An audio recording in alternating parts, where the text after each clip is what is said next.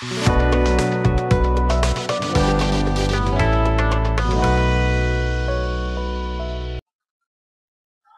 আলাইকুম। কিভাবে শিখবো ইউটিউব চ্যানেলের আরো একটি নতুন ভিডিওতে আপনাকে স্বাগত জানাচ্ছি। প্রিয় দর্শক, আজকের ভিডিওতে আমরা মাইক্রোসফট এক্সেলের খুব সাধারণ একটি বিষয় নিয়ে আলোচনা করব। বিষয়টি খুব সাধারণ হলেও যারা না জানেন, আজকের ভিডিওটি শুধুমাত্র তাদের জন্যই। আজকের ভিডিওতে আমরা মাইক্রোসফট এক্সেলের শীট নেমের যে কালারটা বা শীট ট্যাবের যে কালারটা সেটা কিভাবে পরিবর্তন করতে হয় সেটা আমরা দেখব। তো যারা বিষয়টি জানেন তারা ভিডিওটি স্কিপ করতে পারেন, আর যারা না জানেন আজকের ভিডিওটি শুধুমাত্র তাদের জন্য। তাহলে বন্ধুরা চলুন আর কথা না বাড়িয়ে আমরা সরাসরি মাইক্রোসফট এক্সেলে চলে যাই। বন্ধুরা, আমি মাইক্রোসফট এক্সেলের একটি শীট ওপেন করেছি। এই শীটের মধ্যে যে শীট নেমগুলো রয়েছে সেটা কিন্তু মাইক্রোসফট এক্সেলে বাই ডিফল্ট যেটা থাকে সেভাবে, এখানে কোনো কালার নেই বা কোনো ডিজাইন নেই। আর এখন আমি আপনাদেরকে একটি মাইক্রোসফট এক্সেলের শীট দেখাবো যেখানে দেখবেন যে এই শীট নেমগুলো কালার করা। তো সেটা কিরকম একটু আমরা যদি দেখি, তো এই শীটটার মধ্যে যদি আপনারা একটু খেয়াল করেন তাহলে দেখবেন যে এখানে যে শীট নেমগুলো রয়েছে প্রত্যেকটা শীটের নাম কিন্তু আলাদা আলাদা কালার করা। তো এটা আসলে যে মাইক্রোসফট এক্সেলে কাজ করতে গেলে খুব জরুরি এমনটা নয়, জাস্ট আপনার কাজটাকে সুন্দরভাবে উপস্থাপন করার জন্য আপনি এই শীট নেমের কালারগুলোকে চেঞ্জ করতে পারেন। তো এটাই আমি আপনাদেরকে দেখাবো কিভাবে এই শীট নেমের কালারগুলোকে কাস্টমাইজ করা যায়।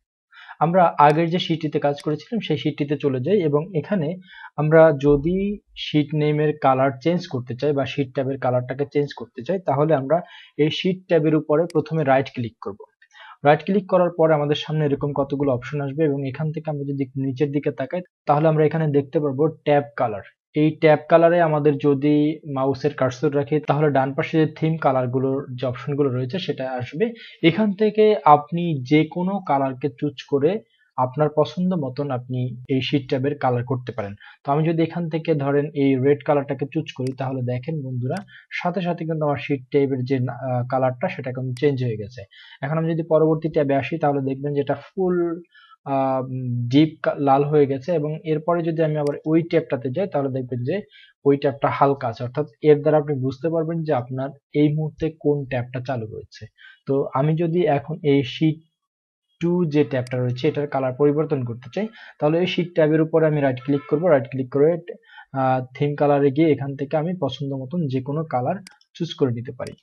এরপরে আমি আমার যে শীট 3 যে ট্যাবটি রয়েছে সেখানে এসে যদি রাইট ক্লিক করি এবং এখানে যে কালারগুলো রয়েছে সেই কালারগুলো যদি আমার পছন্দ না হয়, অর্থাৎ আমি আমার নিজের মতন করে কাস্টমাইজ করে কালার দিতে চাই, তাহলে এখান থেকে পছন্দ না হলে আমরা চলে যেতে পারি মোর কালারে এবং মোর কালারে যাওয়ার পর আমাদের সামনে এই যে কালারের যে পপ আপ মেনুটি সেটা কিন্তু আসবে।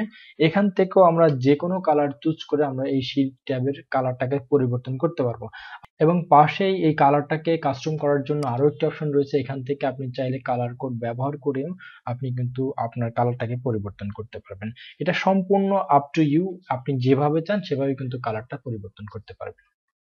তো আশা করি আজকের ভিডিওটি আপনার ভালো লেগেছে। যদি ভালো লেগে থাকে তাহলে এই ভিডিওটিতে একটি লাইক দিবেন, আপনার সুন্দর একটি মতামত দিয়ে যাবেন। আর আপনি যদি আমার চ্যানেলে নতুন হয়ে থাকেন তাহলে রিকোয়েস্ট করবো আপনি আমার চ্যানেলটিকে সাবস্ক্রাইব করবেন এবং পাশে থাকা যে বেল আইকনটি রয়েছে সেটিকে অন করে দিবেন। পরবর্তী ভিডিও দেখার আশা রেখে এখানেই শেষ করছি। সে পর্যন্ত সবাই ভালো থাকুন, সুস্থ থাকুন। আল্লাহ হাফেজ।